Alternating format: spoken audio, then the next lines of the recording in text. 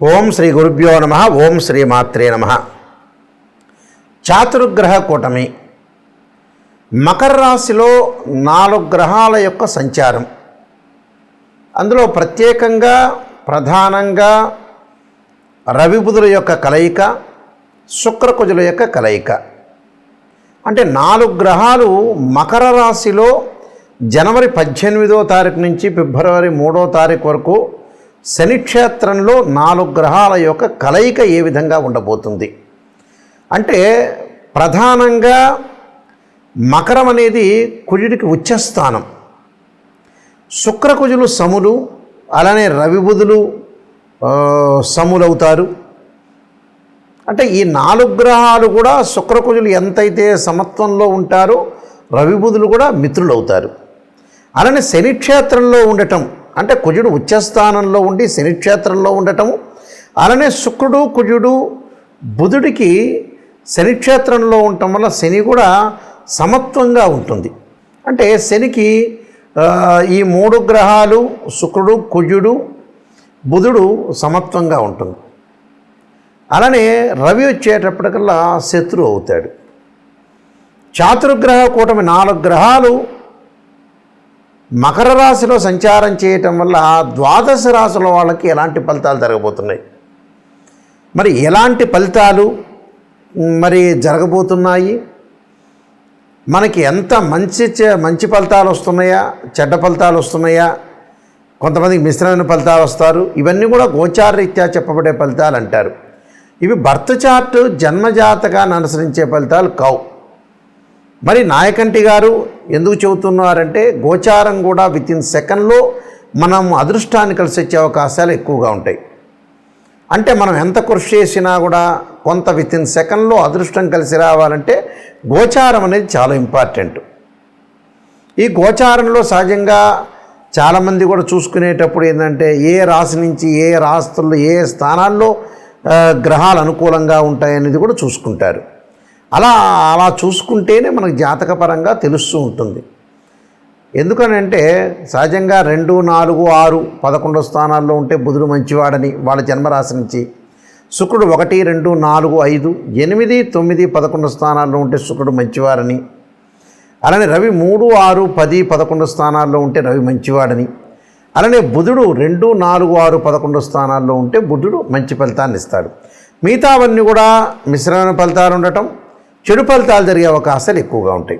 అయితే 12 రాశుల వాళ్ళకి చాతుర్గ్రహ కూటమి శుక్రుడు కళత్రకారకుడు, సుఖాన్ని భోగాన్ని సౌఖ్యాన్ని ఇచ్చేవాడు. కుజుడు వచ్చేటప్పటికి రియల్ ఎస్టేటు, కన్స్ట్రక్షను, ప్రమాదాలు, ఆస్తులు పాస్తులు, కోర్టులు, సమస్యలు, వివాదాలు, అన్నదమ్ముల మధ్య వివాదాలు, శత్రువులు బాగా పెరిగే అవకాశాలు ఉండటం. అంటే ఎలాంటి మేలు చేస్తాడు కుజుడు? రవి ఉద్యోగము, ఇన్సూరెన్సు, మెడికల్ సంబంధించిన విషయాలన్నీ కూడా రవి. బుధుడు వ్యాపారము, వృత్తి ఉద్యోగ వ్యాపార రంగాలు, అలానే బుద్ధి వికాసించడం, అలానే డెవలప్మెంట్ కావటం, వాణిజ్య శాస్త్రము, గణిత శాస్త్రానికి సంబంధించిన గ్రహం ఏంటంటే బుధుడు. కాబట్టి ఈ 4 గ్రహాలు మకర రాశిలో సంచారం చేయటం వల్ల 12 రాశుల వాళ్ళకి ఎలాంటి ఫలితాలు జరుగుతున్నాయో ఒక్కసారి తెలుసుకుందాం. సింహరాశి వారికి చాతుర్గ్రహ కూటం వల్ల అంటే శుక్రుడు కుజుడు రవి బుధులు మకర రాశిలో సంచారం చేయటం వల్ల ఏ విధంగా ఉండబోతుంది అంటే, సింహరాశి వాళ్ళకి షష్టమంలో కుజుడు ఉండటం వల్ల సహజంగా ఏమిటంటే సింహరాశి వారికి ఇక్కడ సింహం, కన్య, తుల, వృశ్చికం అంటే చతుర్థాధిపతి అయ్యాడు. ఈ చతుర్థాధిపతి వల్ల ఏ విధంగా అవుతుంది? చతుర్థాధిపతి అవుతాడు, దశమాధిపతి కూడా కుజుడు అవుతాడు. ఈ షష్టమంలో కుజుడు వల్ల ధనధాన్య వృద్ధి కలిగే అవకాశాలు, రియల్ ఎస్టేట్ రంగంలో మార్పులు జరగటం, ఆస్తులు పెరగటం, ఆస్తులు కొనుగోలు చేసే అవకాశాలు, గౌరవ మర్యాదలు, పుణ్య కార్యక్రమాలు చేసే అవకాశాలు ఎక్కువ ఉంటాయి. అంటే గతం కంటే కూడా ఇళ్ళు కొనుగోలు చేయలేని వాళ్ళు ఈ మధ్యలో కొన్ని అగ్రిమెంట్స్ జరిగే అవకాశాలు ఎక్కువగా ఉంటాయి. ఇళ్ళు చూడటం జరుగుతుంటుంది. కొన్ని పనులు చకచకా జరిగే అవకాశాలు ఎక్కువ ఉంటాయి. కేవలం అవే కాదు, వాహనాలు కొనుగోలు చేస్తారు, ఆస్తులు పెంచుకునే అవకాశాలు కూడా బాగా ఎక్కువగా ఉంటాయి. పుణ్య కార్యక్రమాల్లో పాల్గొనే అవకాశాలు ఎక్కువ ఉంటాయి. అలానే బుధుడి వల్ల ఎలాంటి ఫలితాలు జరగబోతున్నాయి? బుధుడు కూడా షష్టమ స్థానంలోనే ఉన్నాడు కదా. బుధుడి వల్ల కూడా ధనలాభం, ఆకస్మికంగా ధనలాభం, అంటే మొండి బాకీలు వసూలయ్యే అవకాశాలు ఎక్కువ ఉంటాయి. విజయప్రాప్తి అంటే అన్నిట్లో కూడా మనం ఏదైతే బద్ధకం లేకుండా మనం ముందుకు వెళ్ళామో విజయం కలిగే అవకాశాలు ఎక్కువ ఉంటాయి. మీ మాట చెల్లుబాటు జరిగే అవకాశాలు ఎక్కువ ఉంటాయి. గతంలో పెండింగ్ పనులన్నీ కూడా పూర్తి చేయగలిగే అవకాశాలు ఎక్కువ ఉంటాయి. మనోధైర్యం కూడా బాగా పెరిగే అవకాశాలు ఎక్కువ ఉంటాయి. అలానే రవి వల్ల శరీర సౌఖ్యము, అలానే ధన సమృద్ధి, శుక్రుని వల్ల కొద్దిగా కుటుంబంలో చిన్న చిన్న సమస్యలు వచ్చే అవకాశాలు ఎక్కువ ఉంటాయి. అంటే కుటుంబంలో వైఫ్ అండ్ హస్బెండ్ రిలేషన్లో ఏది కూడా ప్రాబ్లం లేకుండా ఇద్దరి మధ్యలో అన్యోన్యంగా ఉండటం చాలా ఇంపార్టెంట్. అలానే ఆరోగ్యపరంగా ఇబ్బందులు కలగకుండా చూసుకోవటం చాలా మంచిది. అంటే వివాహ శుభ కార్యక్రమాలు కొంత పోస్ట్ పోన్ జరిగే అవకాశాలు, శుభ కార్యక్రమాలు కూడా పోస్ట్ పోన్ జరిగే అవకాశాలు ఎక్కువగా ఉంటాయి. కానీ వాహనాలు ఆస్తులు కొనుగోలు చేసే అవకాశాలు ఎక్కువ ఉంటాయి. కొద్దిగా చిన్న చిన్న బాధలు కలిగే అవకాశాలు ఎక్కువ ఉంటాయి. అంటే మానసికంగా ఆందోళన కలిగే అవకాశం మాత్రమే ఉంటాయి. వాహనాలు కొనడం, ధనలాభం, ఇళ్ళు కొనుగోలు చేయటం, ఆస్తులు కొనుగోలు చేయటం, విజయప్రాప్తి కలిగే అవకాశాలు ఖచ్చితంగా ఉంటాయి. అంటే విజయప్రాప్తి అంటే అన్నిట్లా విజయం, సర్వత్రా విజయం లభించే అవకాశం ఖచ్చితంగా ఉంటుంది. నేను కొన్ని పరిహారాలు చెప్పబోతున్నా, ఆ పరిహారాలు మీరు పాటించండి, మీకు మంచి జరిగే అవకాశాలు ఖచ్చితంగా ఉంటాయి. శుక్రుడు సుఖానికి, భోగానికి, సౌఖ్యానికి, వివాహానికి కడత్రకారకుడు. సప్తమ భావకారకుడు ఎవరు అంటే శుక్రుడే. శుక్రగ్రహం ఏ విధంగా ఉండబోతుంది, శుక్రుడు వల్ల మంచి జరుగుతుందా చెడు జరుగుతుందా అనేది శుక్రుడు కళత్రం అంటే వివాహాన్ని ఇచ్చేవాడు శుక్రుడు. కాబట్టి ఎవరికైనా సరే శుక్రదోషం అనేది ఉండకూడదు. అది బర్త్ చార్ట్ జన్మ లగ్నాన్ని అనుసరించి శుక్రదోషం ఉండకూడదు.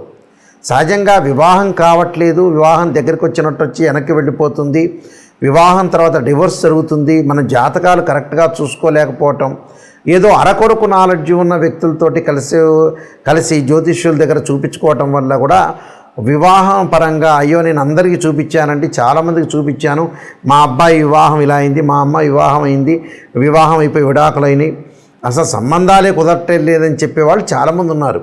ఎందుకంటే జ్యోతిష్యులది కాదు, మీరు సరైన జ్యోతిష్యుని ఎంచుకోవాలి. శుక్రుడు ఏంటంటే వివాహకారకుడు. ఎప్పుడూ కూడా శుక్రుడు 6, 8, 12 స్థానాల్లో ఉండకూడదు.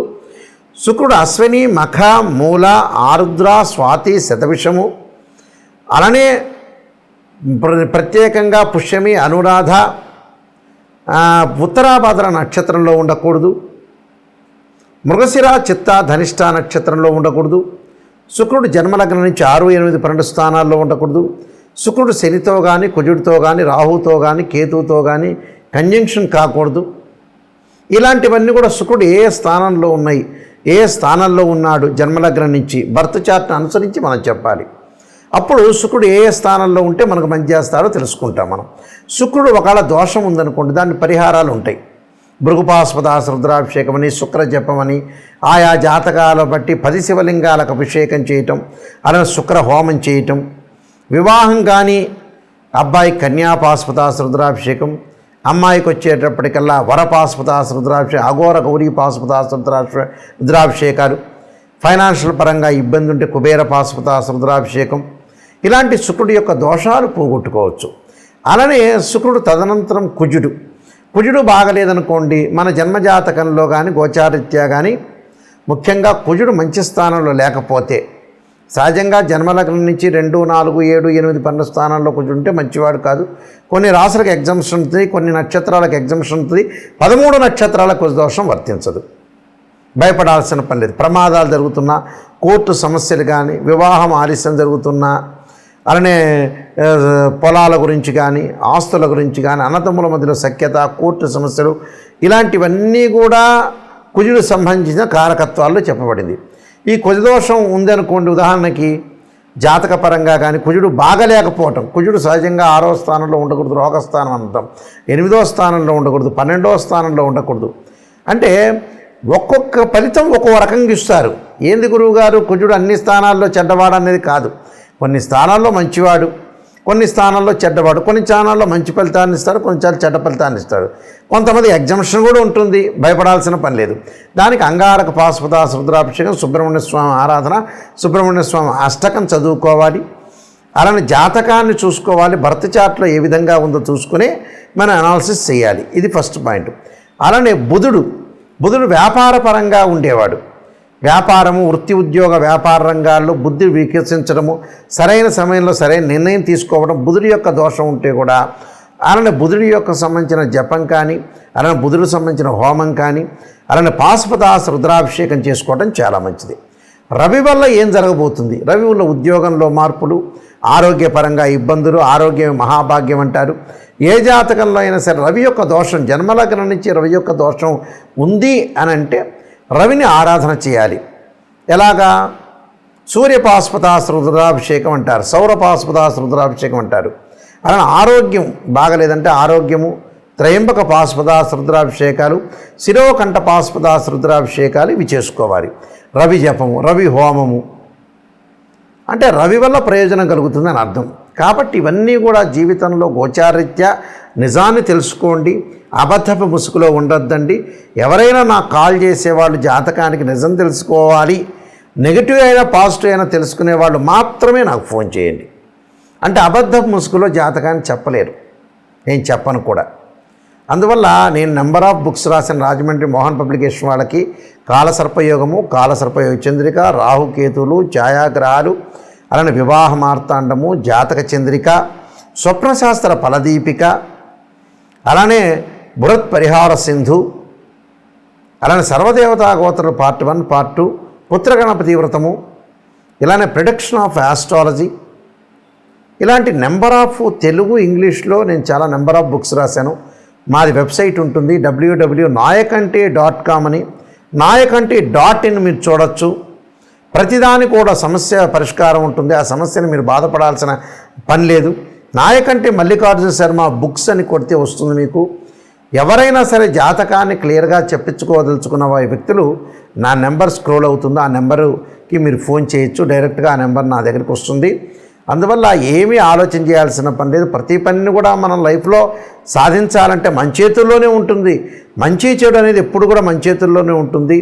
ఖచ్చితంగా జాతకాన్ని తెలుసుకొని ముందుకెళ్తే లైఫ్లో ఏ వృత్తి చేయాలి, ఎలా డెవలప్మెంట్ చెందాలి, ఫైనాన్షియల్ పరంగా ఎలాంటి ప్రాబ్లమ్స్ వస్తున్నాయి, వివాహపరంగా ఎలాంటిది, ఆరోగ్యపరంగా కానీ, కోర్టు సమస్యలు కానీ, వివాదాలు కానీ, ఆర్గ్యుమెంట్స్, ఇవన్నీ కూడా గ్రహాల యొక్క ప్రభావంతో ముడిపడి ఉన్నాయి.